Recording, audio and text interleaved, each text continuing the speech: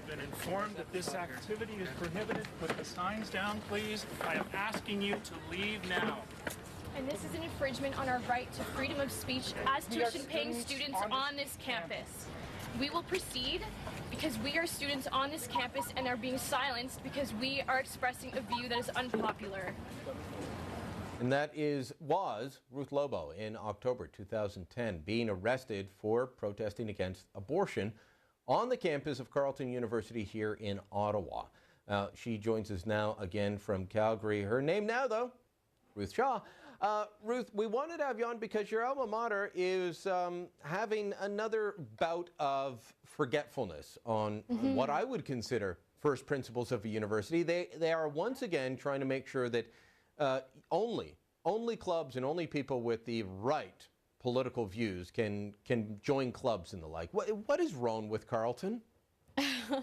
You know, Ryan, I wish I could answer that question, but I can't. I don't understand why there continues to be a driving force against freedom of speech at Carleton University, and why the Student Association continues to do things that make me ashamed of my university. We've got some questions that will be put, and we'll read off the exact wording of the questions in a moment, but help me out here and help out the viewers. Explain what's going on.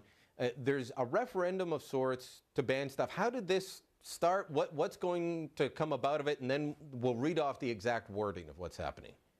So a series of referendum questions was introduced at the last Student Association Council meeting, and the 7 questions have to do with a variety of different issues, and through a lack of process, the referendum questions were supposed to be submitted to the council beforehand for review, but they weren't. They were just presented at the meeting. And if these referendum questions go through for the students to vote on, then it's very possible that many groups on campus or several issues on campus will be silenced as a result of students voting on very discriminatory things. All right. Well, Vanden Jean, who is a student at Carleton University, a regular viewer of Byline, sent us a copy of questions that the Carleton University Students Association is putting into the referendum. Let's read off a couple of them. Question number 4. Are you in favor of banning groups such as Lifeline, the Genocide Awareness Project, Campaign for Life Coalition, and other organizations whose primary purpose is to use inaccurate information and violent images to discourage women from exploring all options in the event of pregnancy from Carleton University campus? I would say that that's a pretty broad and sweeping description of a bunch of pro-life groups put in a very negative way. Yeah, you'll notice that the question is very, very, it's trying to lead students to pick something, right? It's not neutral, it's very loaded. Well, let's put it this way. I've worked with several pollsters over the years. If I was to try and put a poll question in like that, I don't know a single one that would let me do it. Question number 7. This one says, are you in favor of amending CUSA's, that's the University Student Association's, CUSA's anti-discrimination on-campus policy to include banning all groups that promote guns and gun violence? I believe there's a sports shooting club on campus. Yeah. So they're taking aim. They're essentially saying, if you're pro-life or you like guns, we don't like you. Next year, is it going to be if you belong to the conservative campus club, or you belong to the Edmund Burke Society or the G.K. Chesterton Society, we don't like you in your band? Right, yeah, this pretty much gives them permission to ban whatever they deem to be offensive. And, you know, regardless of whether or not you love guns or hate guns or whether you're pro-life or pro-choice, these are all issues that need to be decided on and discussed by students. What is Carleton University and the Student Association afraid of by having these topics discussed widely on campus? On the question on the pro-life clubs, they mentioned the graphic images of some. But not all those pro-life clubs use graphic images. So if they're really upset about the graphic images, they're kind of trying to say, all of them use that, therefore we can't do this.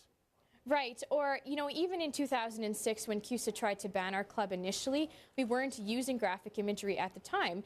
And so this is really about content. This is about the fact that we are trying to educate women about abortion on campus, which they deserve. Women deserve this information. And if the student union is going to ban a certain aspect of the debate, that they're doing a great disservice to all women and men on campus who deserve better. They deserve to know what abortion is. If you speak to people that went to university a long time ago, they'll say, oh, go to university, explore the world, let your mind grapple with all the big questions. You're a very recent grad. Is it a place that encourages open discussion, open exploration of ideas, or is university, both the student body and the faculty, the classroom setting, is it a closed-minded sort of environment? I would say that they're open to a point, and then when we start to disagree, then, oh no, that's offensive what you're saying, and then we're done. So, well, that's pretty much a closed shop in a closed-minded environment. Yeah. Well, you know, Brian, actually, I took a class when I was in school at Carleton on reproductive rights, and there was absolutely no mention of preborn children or the rights of the preborn, anything like that. Even that side of the debate at all was totally left out of the classroom. And if I hadn't been in the classroom, you know, there would those students, other students wouldn't have got any, you know, neutral education or fair education. It was entirely about reproductive rights policy and why we should have abortion in Canada and the States. I wish I could say that this was just about Carleton, which, you know, I remember when I was in high school, a friend choosing Carleton because he wanted to go to a good left-wing school. Those were his words. Carleton, I guess, hasn't left that behind. It still is. But this happens on campuses across the country. UVic, McMaster, U of T. Are young people just afraid of having their views challenged at all? Is that what's happening? Because I am honestly trying to understand this, and I'm having great difficulty. I also have great difficulty. I find that the students very much want to have these issues discussed. Whenever we've had events on campus, we've had lots of discussion, lots of healthy debate on these issues. It's what I find to be the people in power who are afraid of these questions coming out, but it's very confusing because most of the people in the administration are, you know, the older people who are giving the leadership to the student union through their actions on these issues.